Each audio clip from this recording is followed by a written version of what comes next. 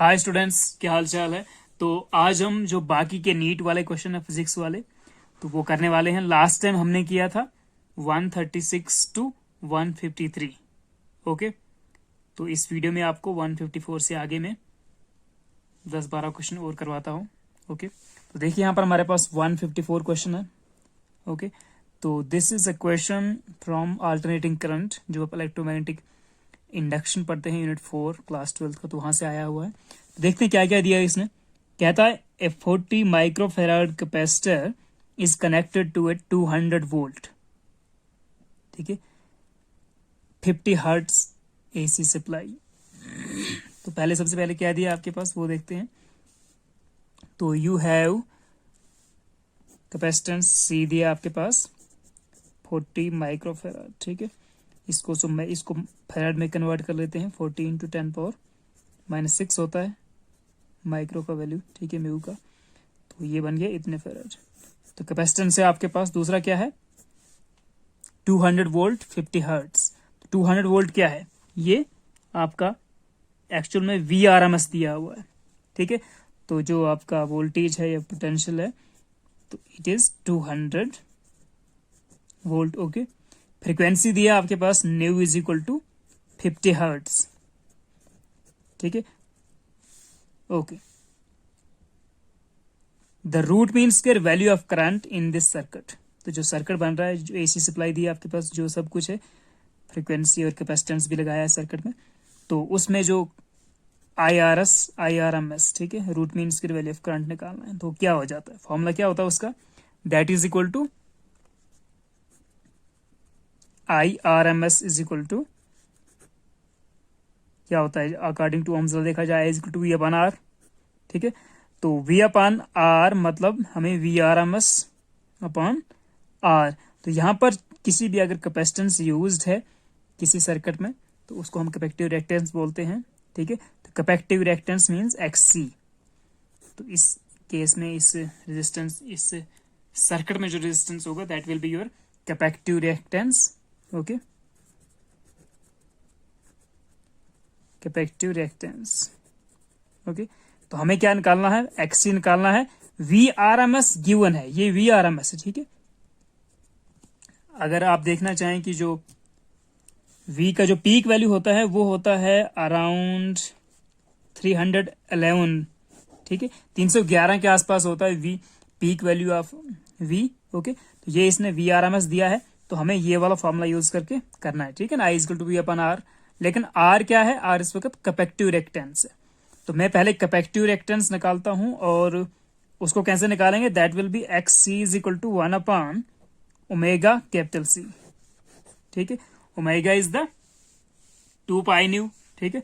तो यहां से आपको ओमेगा मिल जाएगा, omega is equal to 2 pi new.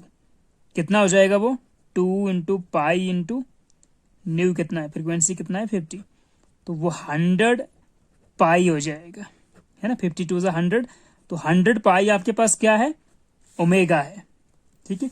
तो XC निकाल सकते हो आप। तो अगर आपको XC निकालना है, तो XC is equal to 1 upon omega C दिया हुआ है, तो this will be equal to 1 upon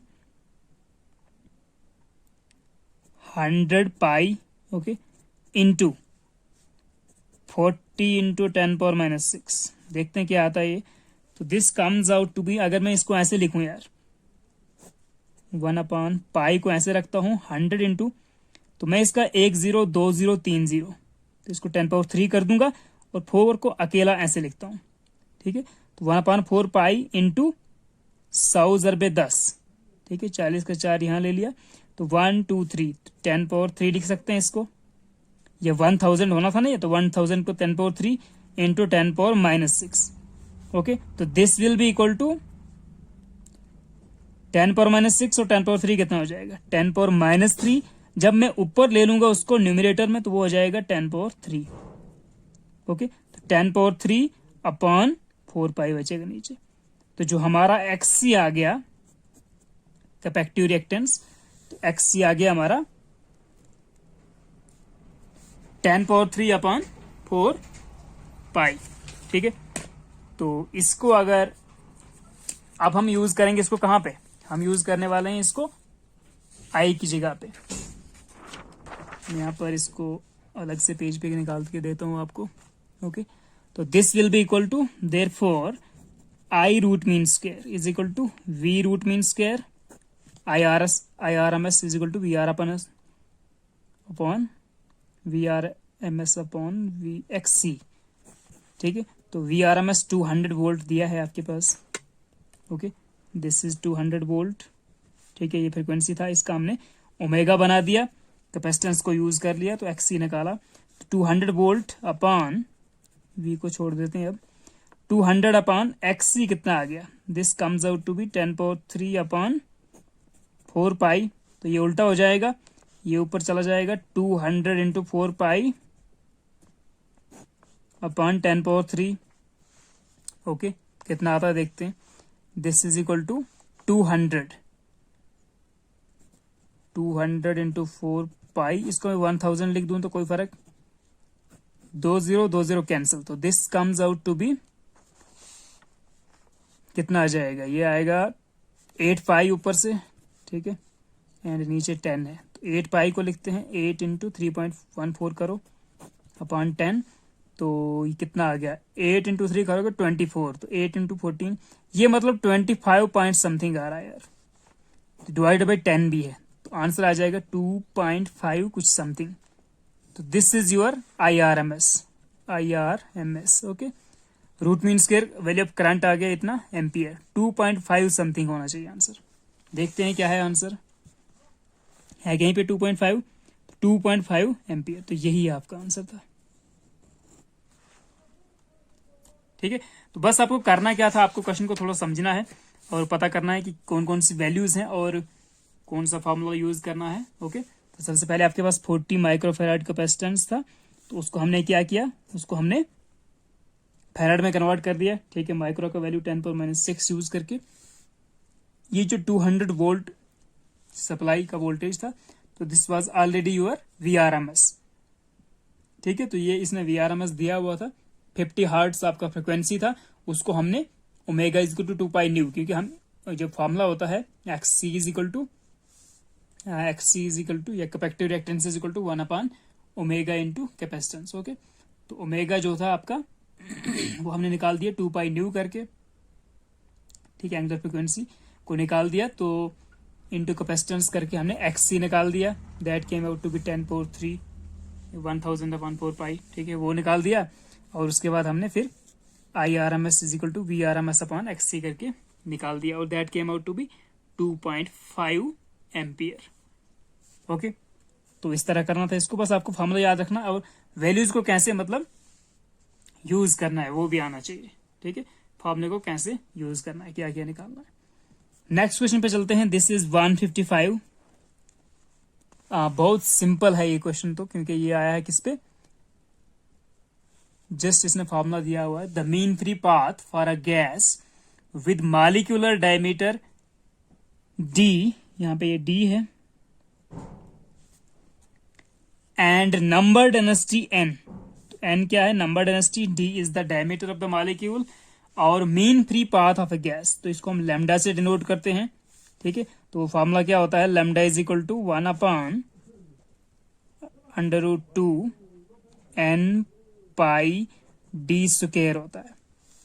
ठीक है, डायमीटर का स्क्वायर होता है, नंबर डेंसिटी का सिर्फ 1 पावर होता है, और √2 पाई होता है 1 अपॉन ऑल दिस थिंग। ठीक है, तो ये तो डायरेक्टली आपको देखिए मिल चुका है यहाँ पे ऑप्शन 2, जिसको अगर जुबानी याद था फॉर्मूला तो वो कर सकता था। ठीक है, तो ये थोड़ा आपको करना पड़ेगा फॉर्मूला याद।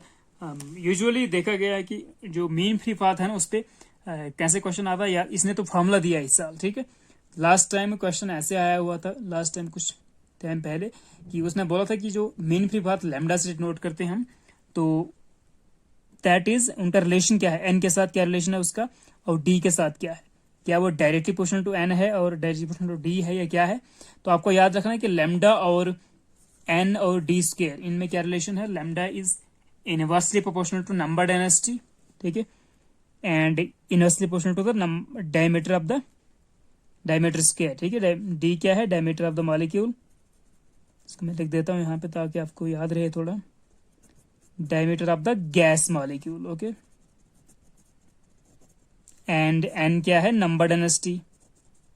नंबर डेंसिटी आपको पता है क्या होता है, इसको हम बोल सकते हैं number of molecules, number of gas molecules per unit volume. ठीक है, यूनिट वॉल्यूम. तो ये चीज आप याद रखना, n stands for the number of molecules per unit volume या नंबर डेंसिटी बोल दो इसको, and d stands for diameter of the gas molecule, और ये होता है लैम्डा. ठीक है, तो लैम्डा हमारा मीन फ्री पाथ का सिंबल हम लैम्डा से नोट करते हैं.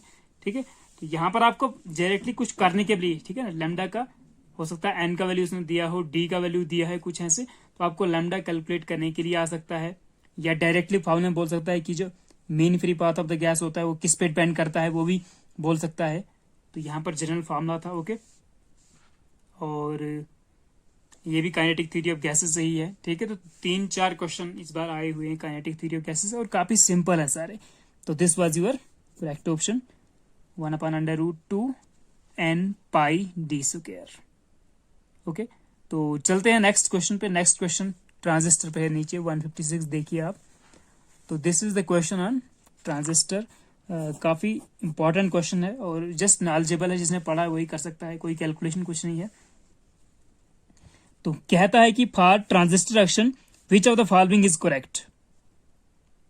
तो पहले मैं इसका आंसर करता हूं, फिर आपको बता देता हूं क्या क्या है ट्रांजिस्टर में, कैसे कैसे डिजाइन किया जाता है ट्रांजिस्टर को. तो कौन कौन सा करेक्ट है वो आपको वो वाला टिक करना है, कौन सा ऑप्शन करेक्ट है. बेस, एमिटर एंड कलेक्टर, जो 3 पार्ट होते हैं एक ट्रांजिस्टर के. Base, emitter and collector regions should have same doping. ठीक है, तो सेम डोपिंग बोल रहा है तो ये गलत है, सेम डोपिंग नहीं होता है. Base, emitter and collector regions should have same size, same size भी नहीं होता है, ये भी आपने पढ़ा होगा. Both emitter junction as well as collector junction are forward bias. ठीक है, तो दोनों बेस एमिटर और बेस कलेक्टर जंक्शन जो है तो दोनों फॉरवर्ड वाइज वैसा भी नहीं होता है, तो ये भी गलत है. The base reason must be thin and very thin and lightly doped. Base reason की बात कर रहा है, तो जो बेस होता है ट्रांजिस्टर का उसको वेरी थिन रखना है और उसको लाइटली डोप करते हैं. ठीक है, डोपिंग लाइटली होता है उसमें, तो ये क्वेश्चन ओके है. ठीक है, ये ऑप्शन करेक्ट है. तो 4th ऑप्शन को आपको टिक करना था. ठीक है, अब मैं थोड़ा सा आपको ट्रांजिस्टर का कंसेप्ट के बारे में थोड़ा बता देता हूँ. ठीक है, ताकि आपको थोड़ा नॉलेज भी हो जाए. जो नए बच्चे हैं, नेक्स्ट प्रिपरेशन कर रहे हैं, जो नीट 2020 का चेक करना चाहते हैं कि पेपर कैसा आया था, तो उनके लिए मैं बताना चाहता हूँ कि ट्रांजिस्टर में क्या डिजाइन करते हैं और क्या क्या कंसंट्रेशन देखी जाती है. ओके, तो ये आपका देखिए, आपका ट्रांजिस्टर बना लेते हैं हम यहाँ पे. Suppose this is a transistor.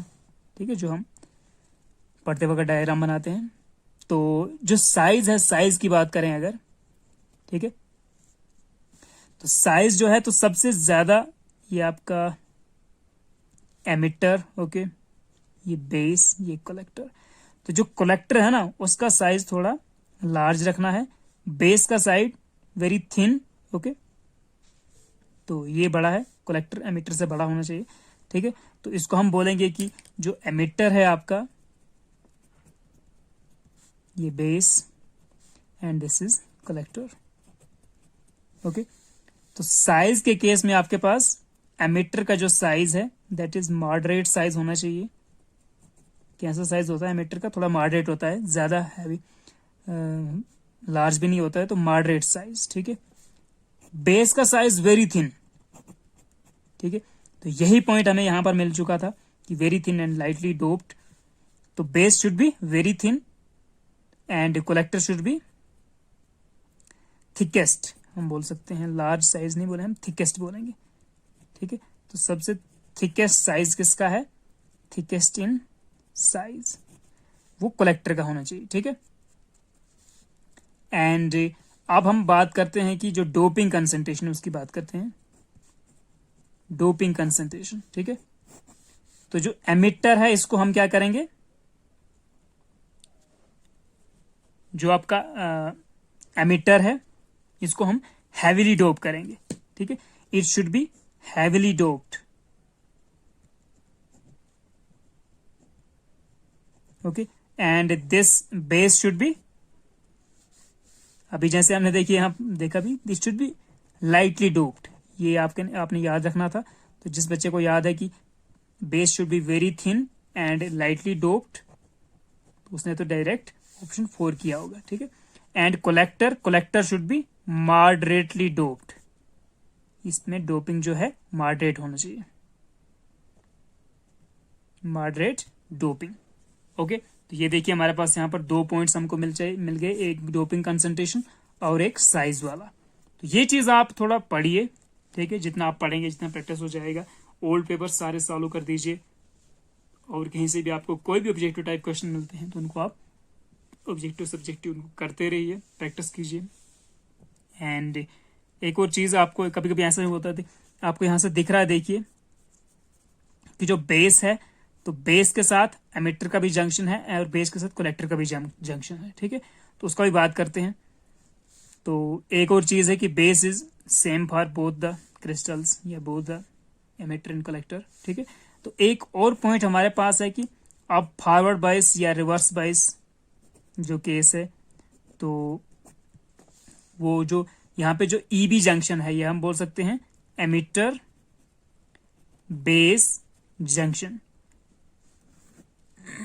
तो इसको क्या मतलब इसको क्या फॉरवर्ड बाइस करना होता है, क्या करना होता है, या तो इसको जो एमिटर बेस जंक्शन है उसको हमने क्या करना है, उसको करना है स्मॉल फॉरवर्ड बाइस, ओके, बायस, ओके।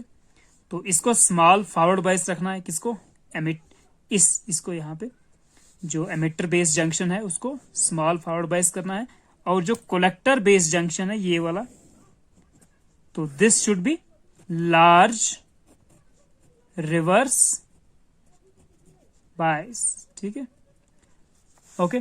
तो जो आपका एमिटर बेस जंक्शन है, ओके, तो इसको आपने क्या किया, स्मॉल फॉरवर्ड बाइस किया जाता है, और जो बेस कलेक्टर जंक्शन है उसको लार्ज फॉरवर्ड बाइस, लार्ज रिवर्स बाइस किया जाता है। तो ये पॉइंट भी याद रखना है यार, ठीक है। तो ये है आपका पूरा जो ट्रांजिस्टर का एक्शन है, इसी पे भी ऐसे डिजाइन किया जाता है। और आपको पता है जैसे कि पी और एनपीएन, ठीक है, इनका हम स्टडी करते हैं, 2 टाइप का जनरल फॉर्म ऑफ ट्रांजिस्टर जो है, ओके। तो चलते हैं नेक्स्ट क्वेश्चन पे, नेक्स्ट क्वेश्चन देखते हैं क्या कहता है। तो नेक्स्ट क्वेश्चन इज, ये तो हो गया आपका ट्रांजिस्टर का, ठीक है। तो base reason must be very thin and lightly doped. Question number 157 है यार, काफी थोड़ा ट्रिकी क्वेश्चन आया है इस बार। ये एक्चुअली आया हुआ है फोटो इलेक्ट्रिक इफेक्ट पे, ठीक है। जब हम ड्यूल नेचर ऑफ मैटर पढ़ते हैं तो वहां से क्वेश्चन आया हुआ है। कहता है light of frequency 1.5 times the threshold frequency, okay, तो 1.5 टाइम्स द थ्रेशहोल्ड फ्रीक्वेंसी, ठीक है। तो आपको पता है ये थ्रेशहोल्ड फ्रीक्वेंसी क्या होता है, ठीक है, जो आपका हम एफ नॉट बोलेंगे इसको, थ्रेशहोल्ड फ्रीक्वेंसी को। तो what is threshold frequency? Threshold frequency उतना फ्रीक्वेंसी होता है जिससे ऊपर अगर फ्रीक्वेंसी होगा, या थ्रेशहोल्ड फ्रीक्वेंसी से ऊपर या थ्रेशहोल्ड पे जो हमारा फोटो इलेक्ट्रिक इफेक्ट है वो स्टार्ट होता है, ठीक है ना। फोटो इलेक्ट्रिक इफेक्ट शुरू हो जाएगा और हमें फोटो इलेक्ट्रिक करंट मिलेगा, ओके।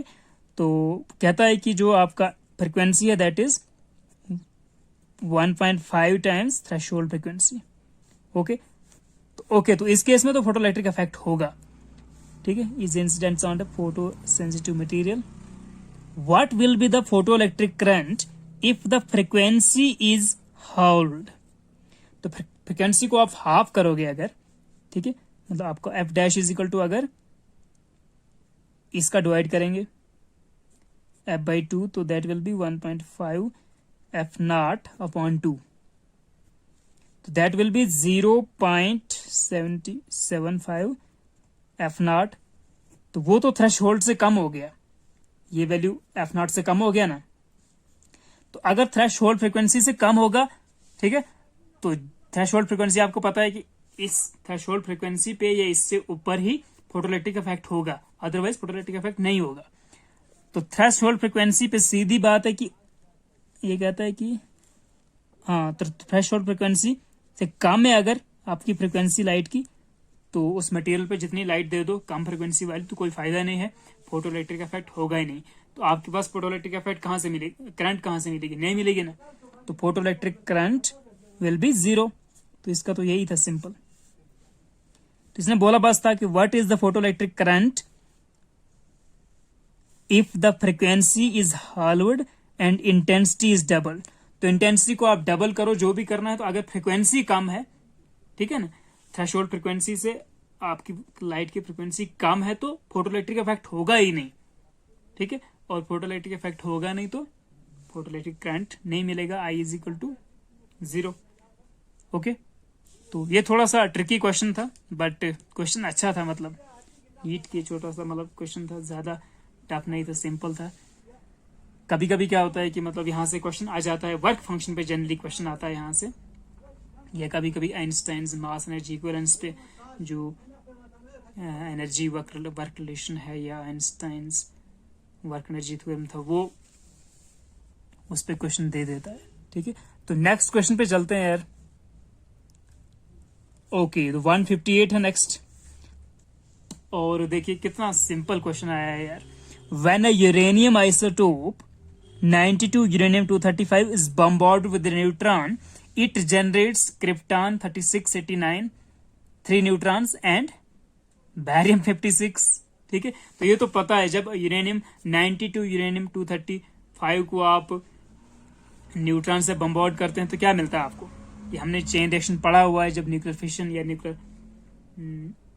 जब भी आप पढ़ते हैं, क्लास 10th का क्वेश्चन देखा जाए एक्चुअली में, वहां से ये चलता आ रहा है, तो ये 12th में दे रहा है इसको, ठीक है। तो जब भी आप यूनिट 8 पढ़ोगे क्लास 12th का, तो उसमें ये सब कुछ, ये तो जस्ट स्टार्टिंग एक जनरल रिएक्शन है न्यूक्लियर फिशन की, ठीक है, तो वहां पर ये मिल जाएगा सब कुछ। और आपको तो पता है किसका आंसर, तो देखिए यहाँ पर क्रिप्टॉन है, जिर्कोनियम है, तो ये तो बैरियम 56 ही होगा, ठीक है, ये तो बैरियम ही होना है, और ऑप्शन है ही नहीं कोई हमारे पास, ठीक है। तो इसने भी इतना सिंपल किया क्वेश्चन को कि मतलब इसको क्या करना चाहिए था, बैरियम देने चाहिए थे सारे, और फिर ताकि बचे इसका जो Z है और जो A है, ठीक है, यानी एटॉमिक नंबर, एटॉमिक मास, उसको मैच करके मतलब चेक करके निकाल सकते थे। तो यहाँ पर तो डायरेक्टली बैरियम है, तो यही आंसर है, ठीक है, दिस इज योर आंसर।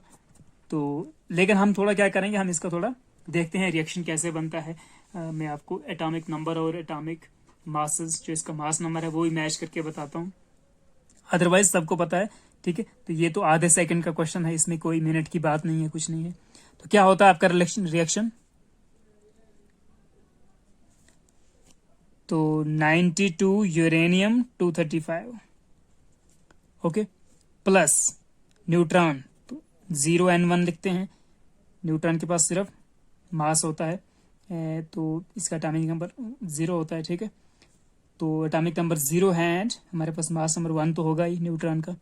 तो this gives us krypton plus barium plus 3 neutrons, ठीक है, 3 0n1s।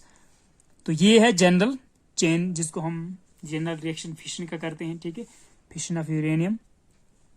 तो यहां से आपको दिख रहा है कुछ 92 एंड 0, तो आपके पास Z क्या है, लेफ्ट साइड में 92 है, राइट साइड में क्या है, क्रिप्टॉन, देखिए इसने वैल्यू 36 दिया है, 36 क्रिप्टन या क्रिप्टॉन बोलो, बैरियम आपको जुबानी ऐसे याद होना चाहिए 56 ही होता है, बैरियम 56 होता है, एंड 3 न्यूट्रॉन्स। तो अगर आपको 56 का पता नहीं है तो आप क्या करो, 36 प्लस 3 इंटू 0 3 ही होगा, तो यहां पर एटॉमिक नंबर फिर से है ही नहीं, तो 36 92 माइनस 36 करो तो 56 आएगा, तो ये आपका इसका एटॉमिक नंबर मिल जाएगा आपको, ठीक है। तो आप देखिए इन तीनों का अगर आप ऐड करोगे तो that comes out to be 36 plus 56 plus 0, तो Z क्या आ गया, यहाँ पर भी 92 आ गया, तो आपके एटॉमिक नंबर्स ओके हैं।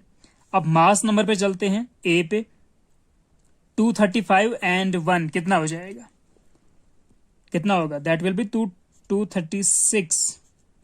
तो लेफ्ट साइड आपका A कितना है, 236। यहां पर देखते हैं क्रिप्टन का दिया हुआ ऑलरेडी 89,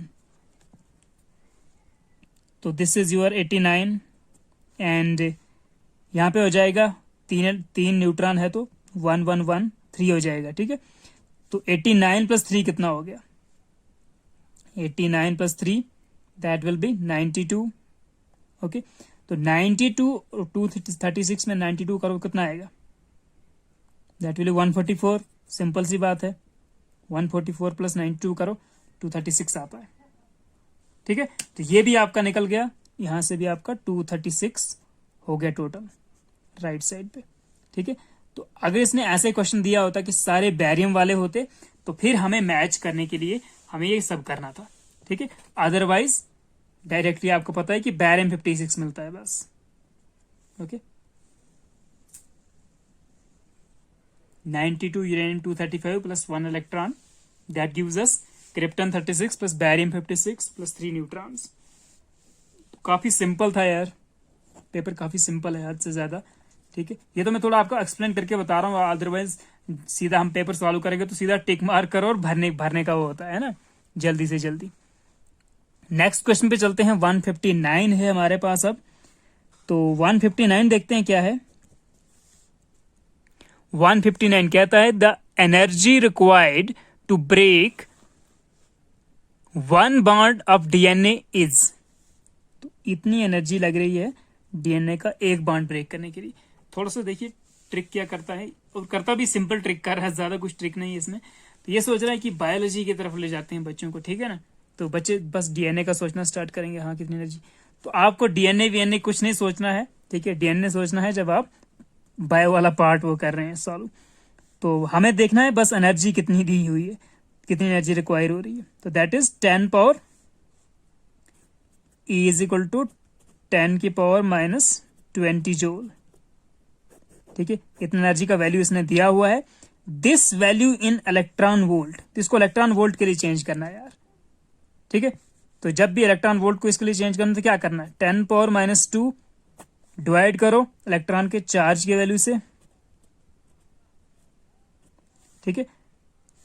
तो अब ये इलेक्ट्रॉन वोल्ट में कन्वर्ट हो गई, जूल को हमने इलेक्ट्रॉन वोल्ट में कर दिया। आपको पता होना चाहिए कि electron volt is also the unit of, किसका यूनिट है, electron volt is also the unit of energy. J जो है joule, joule is the SI unit, लेकिन इलेक्ट्रॉन वोल्ट थोड़ा छोटा यूनिट है, ओके। तो लेकिन ये यूज होता है जब भी हम इलेक्ट्रॉन प्रोटॉन न्यूक्लियर फिजिक्स की बात करते हैं या मॉडर्न फिजिक्स की बात करते हैं, तो इलेक्ट्रॉन वोल्ट में काफी आपको वैल्यूज मिलेंगी, मैक्सिमम यूज होता है फिर वहां पे ये, ओके। तो चलिए करते हैं इसको शुरू। That is equal to 10 power minus 2 है, ये ऊपर जाएगा तो कितना हो जाएगा, 1/1.6 इंटू 10 पावर, ये ऊपर जाएगा तो प्लस 9 हो जाएगा, 9 माइनस 2 गया तो 7। ओहो हो, मैंने गलत कर दिया, 10 पावर माइनस 19 होता है, ठीक है ना। Charge on electron is equal to 1.6 into 10 power minus 19, okay.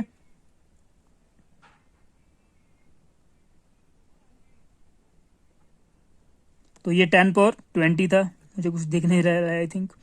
तो 10 power minus 20 upon 1.6 into 10 power minus 19, तो 19 जब ऊपर जाएगा तो क्या हो जाएगा, प्लस 19। तो माइनस 20 प्लस 19 कितना हो गया, दिस विल बी -1, ओके। ये माइनस 19 है, ये माइनस 20 है, तो माइनस 20 प्लस 19, तो -1 बचेगा ना पावर में। तो this will come out to be is equal to 1 upon 1.6 करोगे तो कितना होता है, 0.0 एक 0 और लग जाएगा, तो ये 100 बनेगा ऊपर से, फिर 16×96, तो 0.06 कुछ आ रहा है यार, 2 इंटू 10 की पावर -1। तो इसको अगर 10 पर -1 को फिर से करेंगे तो 0.0 एक और 0 लग जाएगा, है ना, 10 पर माइनस इसकी वजह से, तो 0.0062। कोई ऑप्शन है क्या यहाँ पे 0.062 का, तो ये डी लग रहा है मुझे तो यार, ठीक है। तो इसका आंसर क्या आ जाएगा, this will come out to be D, ठीक है। इसको चेक करो जरा, अगर आप निकाल सकते हो तो, ठीक है। शायद कुछ गड़बड़ है, डिवाइड करने में मैंने गलत किया है यहाँ पे, तो 1/1.6 डिवाइड करो कितना आएगा 0 पॉइंट, हमने पॉइंट्स लगा दिया पहले ही, तो ये तो 0.62 आना चाहिए था यार, ठीक है। तो उसको 10 पर -1 से करेंगे तो दैट विल बी 0.062, ठीक है। तो 0.06 आना चाहिए आंसर, 0.602, तो 0.062, तो 0.062 तो ये बन रहा है यार, ठीक है। तो इसको आप बस डिवाइड करना था किससे, इस सिंपल से सवाल ही कभी कभी गड़बड़ कर देते हैं, ठीक है ना। जो बड़ा सा कैलकुलेशन वाला सवाल होता है उसमें गड़बड़ नहीं होता है, लेकिन जो सिंपल से सवाल है उनमें आपको जल्दी जल्दी करते वक्त गड़बड़ भी हो सकता है।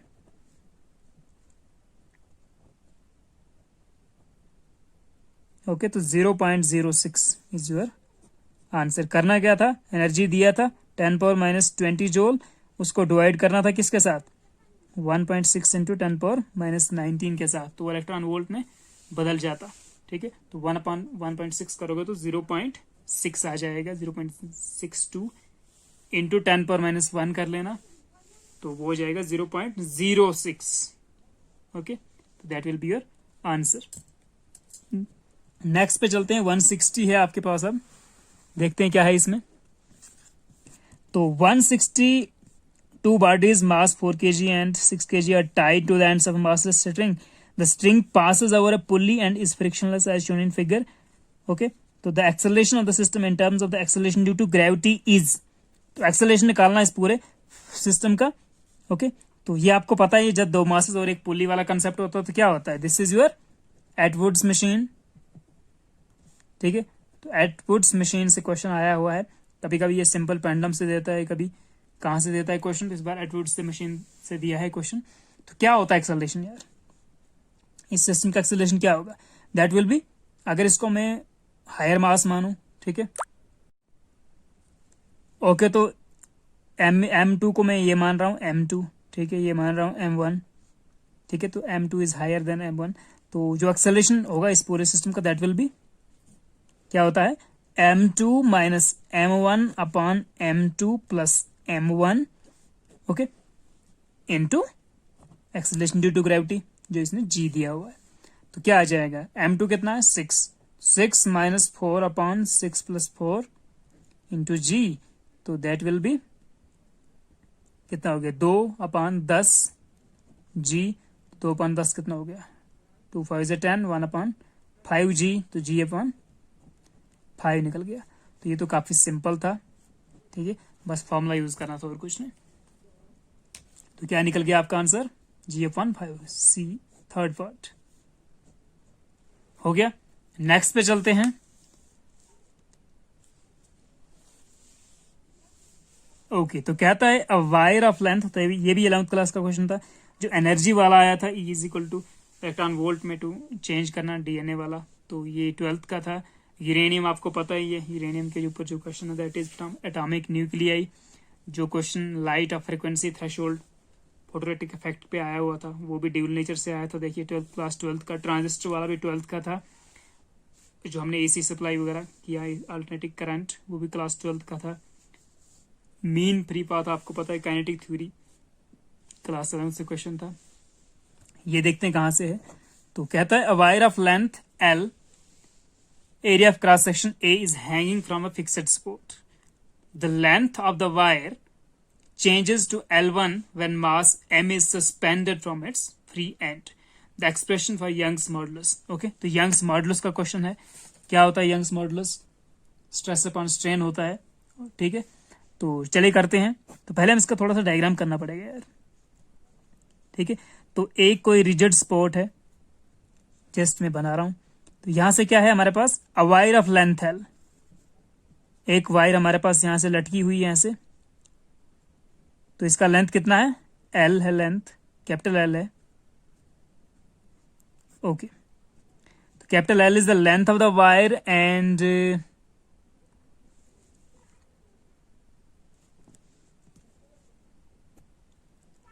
A is the hanging, if हम this area of cross section A है इसका, ठीक है। तो इसका जो एरिया ऑफ क्रॉस सेक्शन है that is A।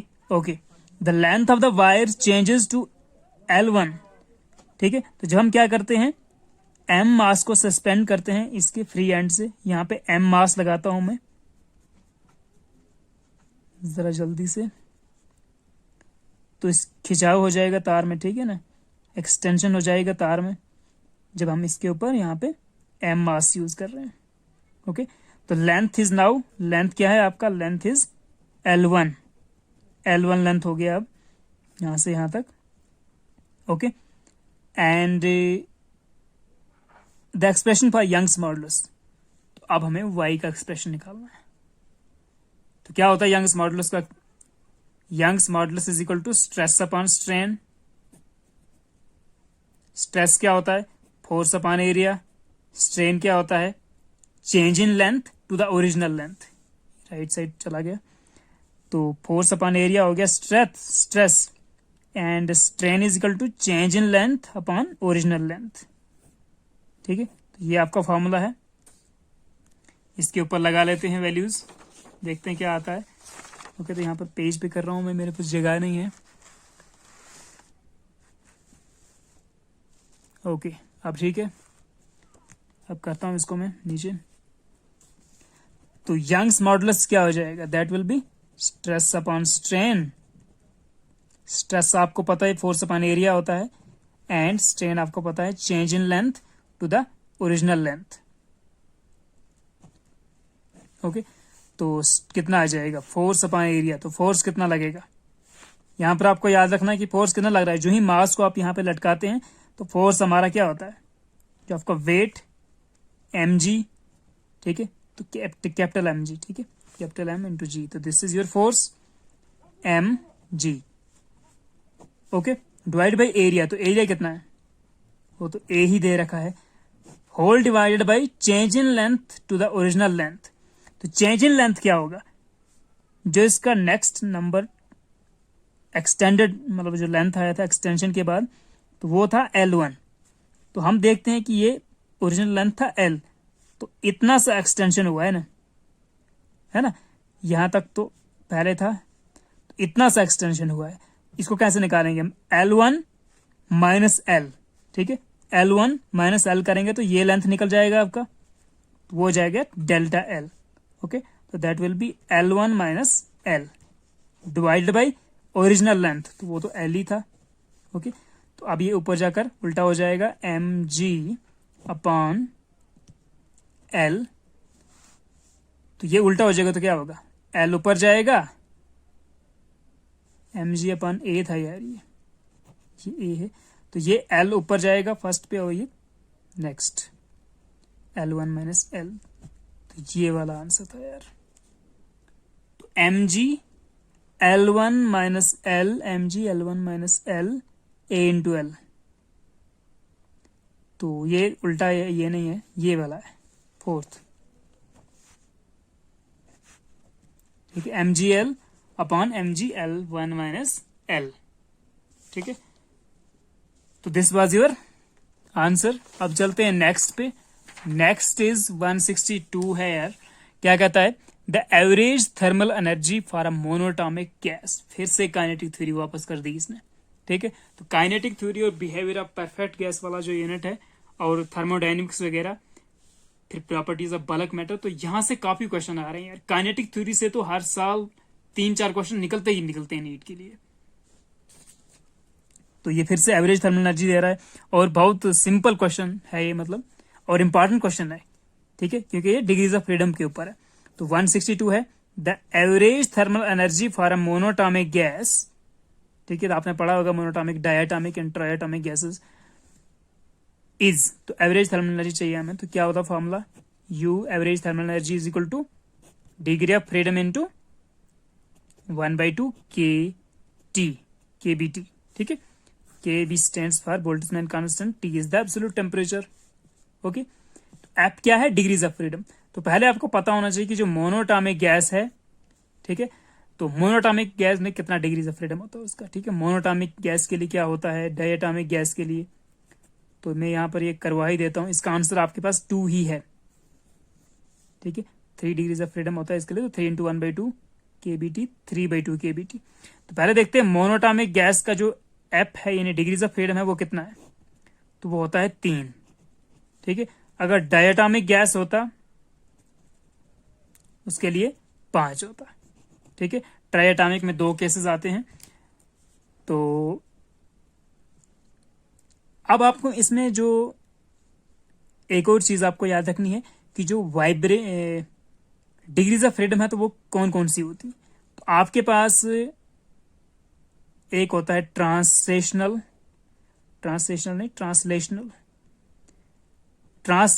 Degrees of freedom. ठीक है, फिर दूसरा होता है और ट्रांसलेशनल, हाँ ठीक है, ट्रांसलेशनल डिग्री ऑफ फ्रीडम। दूसरा होता है rotational degree of freedom, rotational degree of freedom.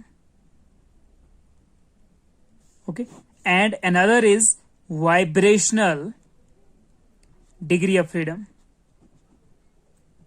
Okay, और due to translational degree of freedom, ठीक है, तो मोनोटॉमिक के लिए जो ट्रांसलेशनल है, ठीक है, तो उसकी वजह से आपको लेना है 1/2 KT। ठीक है, that provides component of 1/2 KT। Translational और रोटेशनल, इस चीज को याद रखना आप लोग। ट्रांसलेशनल और रोटेशनल डिग्रीज ऑफ फ्रीडम की वजह से आपको लेना है 1/2 KT, ये 1/2 KBT ले लो। ठीक है, KB stands for Boltzmann constant. ठीक है, और जिस केस में अगर वाइब्रेशनल डिग्रीज ऑफ फ्रीडम भी आ जाएगा सामने, ओके, तो वाइब्रेशनल के लिए होता है KBT। ठीक है, उसका हाफ KBT नहीं होता है, उसका KBT होता है। तो आपको पता है कि जो आपका मोनोटॉमिक गैस है उसमें 3 ट्रांसलेशनल डिग्रीज ऑफ फ्रीडम है। ठीक है, उसमें सिर्फ ट्रांसलेशनल डिग्रीज ऑफ फ्रीडम होता है। तो 1/2 KBT, ये आपको एक्चुअली NCERT से थोड़ा अगर पढ़ोगे ना आप तो पूरा कंसेप्ट समझ आएगा डिग्रीज ऑफ फ्रीडम का। ठीक है, तो इसमें 3 हो गए ट्रांसलेशनल, जिसमें ट्रांसलेशन होता है तो उसके लिए 1/2 KBT। ठीक है, डायटोमिक में ट्रांसलेशनल भी होगा और रोटेशनल डिग्रीज ऑफ फ्रीडम भी होगा। ओके, तो एफ आ गया आपके पास 3 डिग्रीज ऑफ फ्रीडम होता है मोनोटॉमिक में, and 3 × 1/2 for each degree of translational degree of freedom. तो 1/2 × 3 हो गया 3/2। ओके, तो दिस वाज योर आंसर। बस आपको याद ये रखना है कि ऐसे आपके पास मोनोटॉमिक, डायटोमिक, ट्राइएटोमिक की बात होती है या आगे और टाइप की मतलब गैसेस हो सकती हैं, तो जिनमें अगर आपको ट्रांसलेशनल डिग्रीज ऑफ फ्रीडम वाली गैसेस हैं या जिनमें रोटेशनल डिग्रीज ऑफ फ्रीडम है, तो उनके लिए आपको ईच डिग्री ऑफ फ्रीडम के लिए 1/2 KT वाला कंपोनेंट लेना है। लेकिन अगर जिसमें वाइब्रेशनल की बात आ जाए फिर KBT वाला कंपोनेंट लेना है for every vibrational degree of freedom. Okay, तो ये तो सिर्फ ट्रांसलेशनल था, 3 × डिग्री ऑफ फ्रीडम था 3। ओके, तो 1/2 KT बन जाएगा, तो 3/2 KT। अगर डायटोमिक के लिए निकालना होता तो 5 × 1/2 KT, 5/2 KT आ जाता है। ठीक है, तो मोनोटॉमिक के लिए 3/2 KT होता है। ठीक है, तो अभी के लिए इतना काफी है। नेक्स्ट वीडियो में मैं डाल रहा हूँ 162 तक हो गया हमारा, तो 163 से 170 प्लस मतलब सारे करने वाले हम नेक्स्ट वीडियो में। ठीक है, तो मैं थोड़ा आपको मतलब इसका पूरा डिस्कशन करके दे रहा हूँ, नहीं तो अदरवाइज टिक करके देना होता तो कोई फायदा नहीं होता। ठीक है, वो तो आपको कहीं से मिल जाएगा, तो थोड़ा आपको डिस्कशन भी हो जाता है यहाँ पे। ओके, तो मिलते हैं नेक्स्ट वीडियो में जल्दी से। तब तक के लिए वीडियो को प्लीज शेयर कीजिए, लाइक कीजिए और सब्सक्राइब करना मत भूलें। Thank you so much, have a nice day.